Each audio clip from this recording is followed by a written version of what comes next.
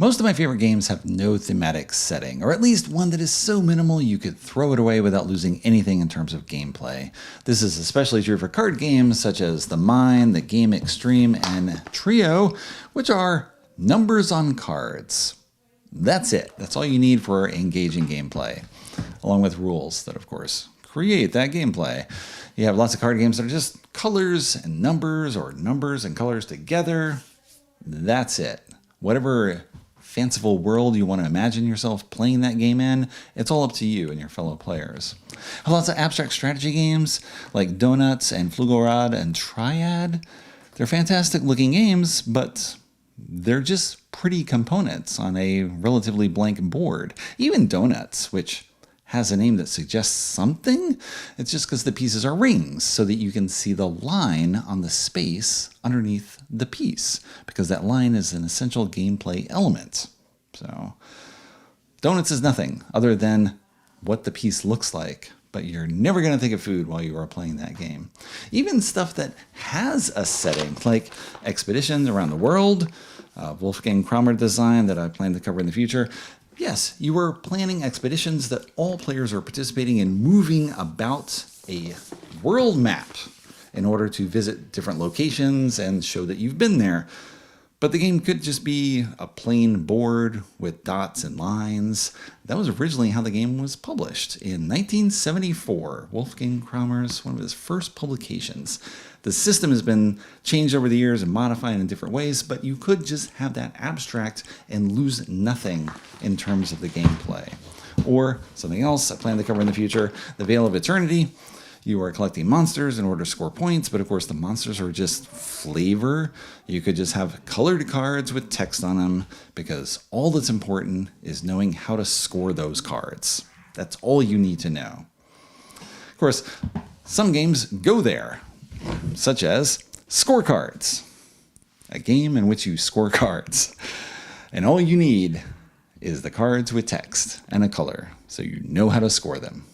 Let me show you how it works. Scorecards consist of a deck of 50 cards that are numbered 1 to 10, with cards coming in 4 colors, blue, yellow, green, and red, with 2 blue 1s, 2 blue 2s, and so forth. Each player gets a hand of 5 cards. You are going to play 4 rounds in the game, playing 5 cards in each round, drawing a new card each time you play one. At the start of a round, you turn over the top card of the deck, and this card is in play for all players. A green 3. You can ignore the text on the card because only the greenness and the 3-ness are important in the playing of this round. First player goes, they're going to choose a card from their hand, play it to the table, and they look at all of their cards in play, the common in-play card, and all the cards that one other opponent has played, and they score based on the text of the card they just played. So at the start of the game, of course, there's only this card and this card. That's all we've got. So I'll score 5 points and score an additional 5 points if this card is played right after a red card, which is not. So I score 5 points. That's it. Now, the top of the box has a giant score pad with an erasable marker included in the box. So you have this vast box for a tiny deck of cards, but the score pad is pretty essential because you are scoring after every single card, and you have 4 players, and it keeps track of everything here. It's easy to use. So it's a nice extra. It's not essential, but this is what you get if you buy the game. I score 5 points. I draw a new card. And now the next player goes. So I have set up these hands to demonstrate different scoring conditions. Player plays a blue 10 that says score 2 points for each card that has a different number. Now, their cards count, the common in-play card, and one opponent. I set up only a 2-player game so they can zoom in nice and tight on the cards, so they have to choose mine, of course. And there's 3 different numbers that have played, so this player scores 6 points. 6 for you. Okay. I'm not going to keep score, but I just wanted to demonstrate how that works. You draw a new card and continue. So you get new options for what you can possibly play each time you play a card, and you're trying to combo everything together to score as many points as possible. So I see you play a 10. That's cool. I was thinking of playing this anyway. Score the difference between the numbers on any two cards. I get 9 points. Previously, I would have got 8, but now thanks to you, I get 9. So I'll track that and draw a new card and so forth. I'm going to forget to draw cards probably, but see how it works out. Score 4 points for each yellow card with an odd number. 4 points. Not great compared to 9, but that's what we got.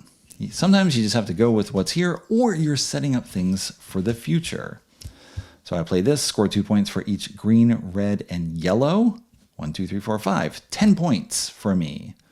Again, choose an opponent's card, common in-play card, your cards.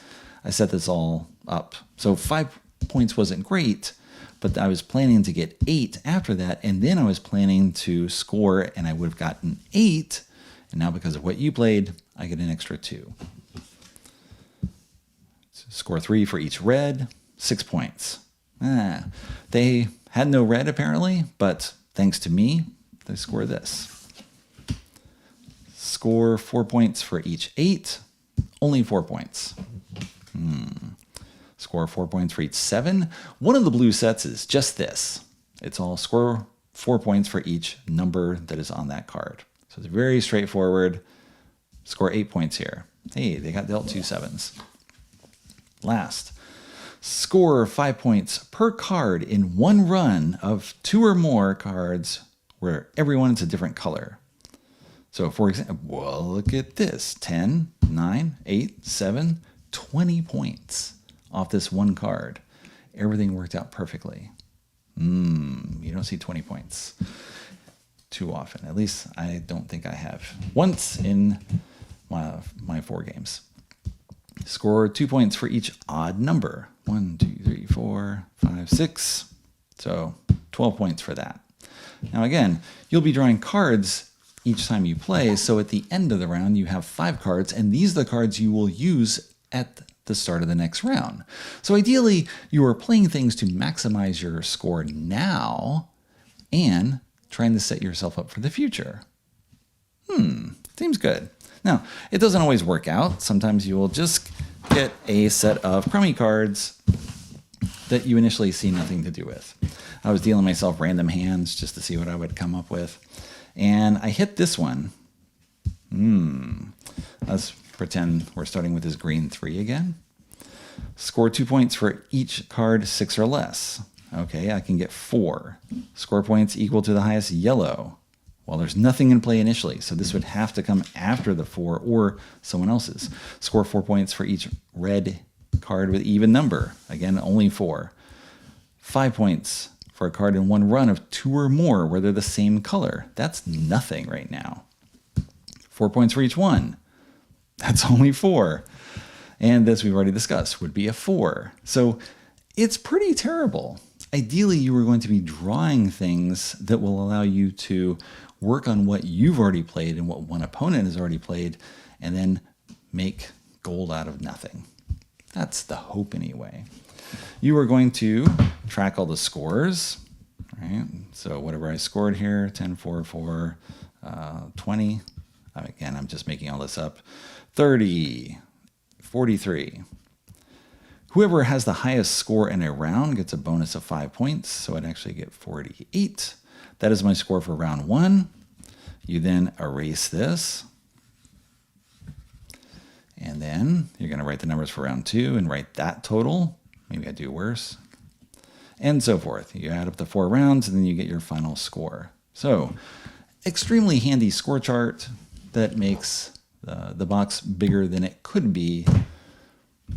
Again, if you just want the cards and think it'd be cheaper to get it without this, well, you don't have that option, at least right now. This is how it exists.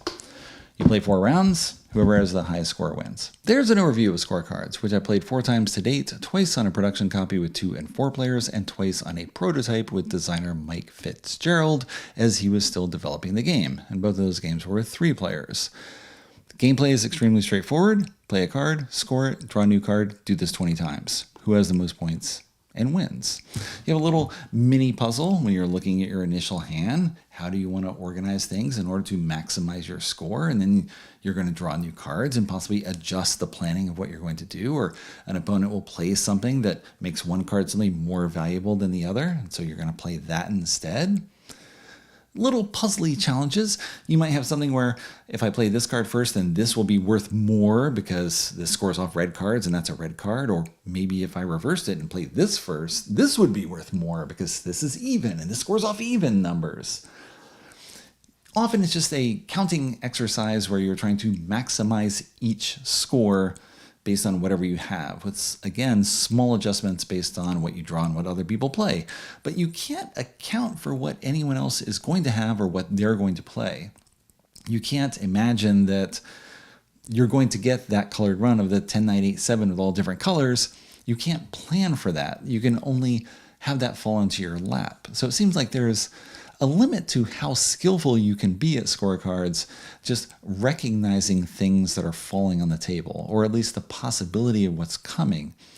But it's difficult to plan for that because, again, you don't know what other people have, and looking at what they play doesn't tell you anything necessarily about what they're going to play next, so you can't plan for that. Also, you can't even track the cards that have been played from one round to the next because at the end of the round, you have your 5 cards in hand that hopefully you've crafted well, and everything else gets shuffled into a new deck. And then you flip over a new card to be in play at the start of the next round. So it's not like played cards go out aside and you can sort of count what's left in the deck in terms of numbers and colors if you're into counting cards that way, because everything gets shuffled back in. So maybe you're going to draw something and it's going to be the perfect card for whatever situation you're in. And sure, it was played last round as well, but now it came up again.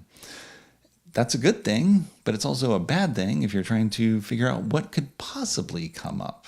If you've had only green cards so far, you can assume they're all gone, but nope, they're being shuffled right back in. So gameplay is fairly random with you maximizing the score.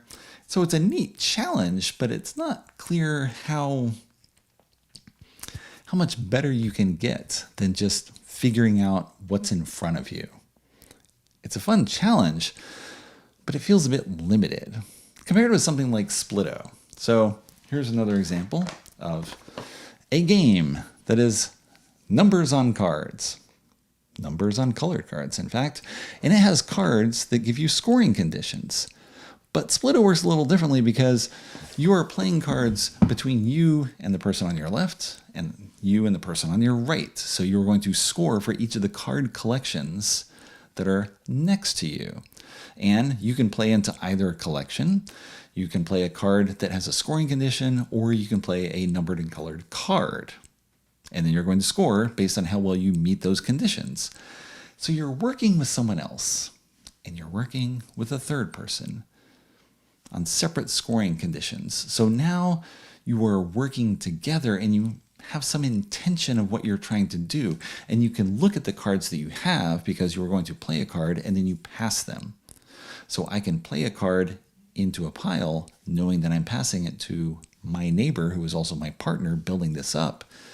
So I can put down a scoring condition and hope that they put that card in to increase the score of that collection. Of course, they may just have some other plan to do something on the other side of them because, of course, they are partnered with 2 people as well.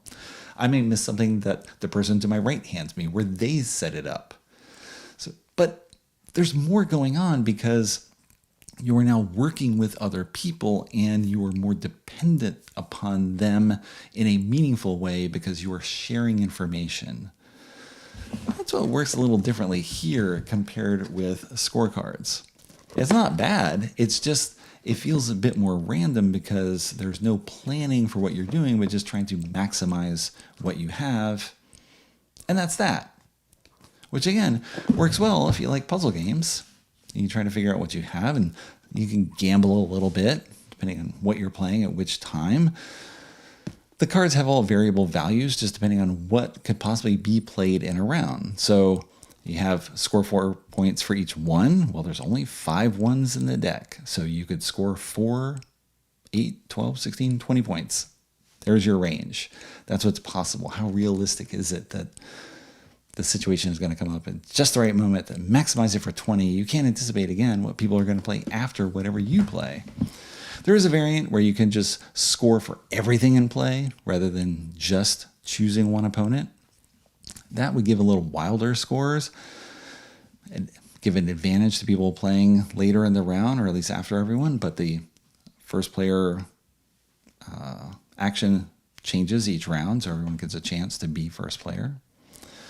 Again, it all works. It just feels like I just want a little something more, where there's some sort of dependency upon how we share information or just know something or work together a little bit more.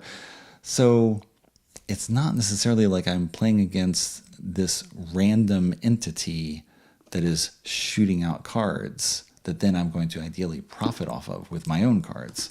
I want something where I kind of know what you're doing and maybe we work together a little bit against other people, or at least I can plan for the future a little bit. I just want a little more information to make my plays more meaningful and maybe give me an idea of how I can play better or make better choices or play the risk a bit more in a more obvious way rather than pure card counting.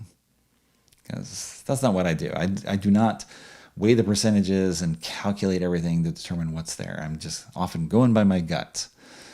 And so if I'm working more on what the opponent's trying to do and their intentions and sort of what they're planning for, I wish there was a little bit more of that. Maybe I'm just ignorant and haven't read people yet to get a sense of what they're doing, because I've only played 4 times. But I feel like I want that a little bit more. So we'll see if I can get that in the future when playing scorecards again.